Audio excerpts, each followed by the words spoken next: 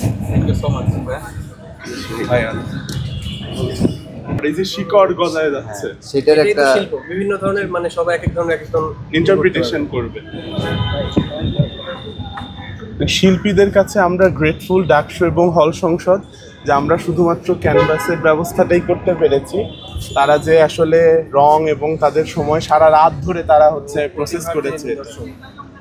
আসলে আমরা যখন ডাকি তখনই এদের পাই।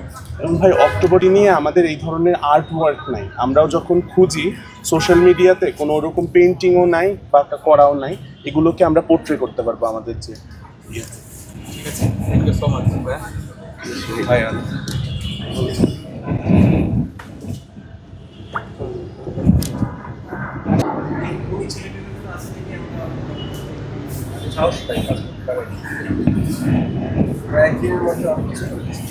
আর এইটা একটা খুব কোর্সে ইন্টারেস্টিং আচ্ছা, হচ্ছে যারা এখানে অংশগ্রহণ করতেছে ওখানে পরিষেবা দেওয়া হচ্ছে একটা করে ক্রেস্ট আমরা ব্যবস্থা করেছি।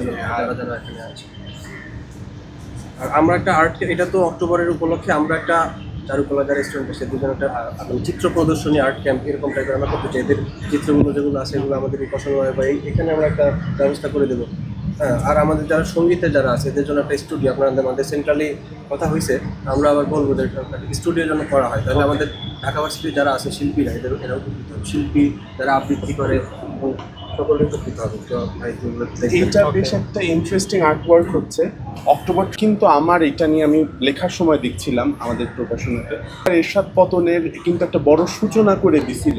ওই যে একটা হচ্ছে আমাদের যে আমলাতান্ত্রিক জটিলতা, এই যে মন্ত্রী রাজা নৌকা, তারপর হচ্ছে সৈন্য সামন্ত, এই যে জটিলতা, এই জটিলতার কারণে যে কাজগুলো আটকে যায়, এই যে শিকড় গজায় যাচ্ছে, সেটার এটাই তো একটা শিল্প, বিভিন্ন ধরনের মানে সবাই এক এক ধরনের এক এক ধরনের ইন্টারপ্রিটেশন করবে।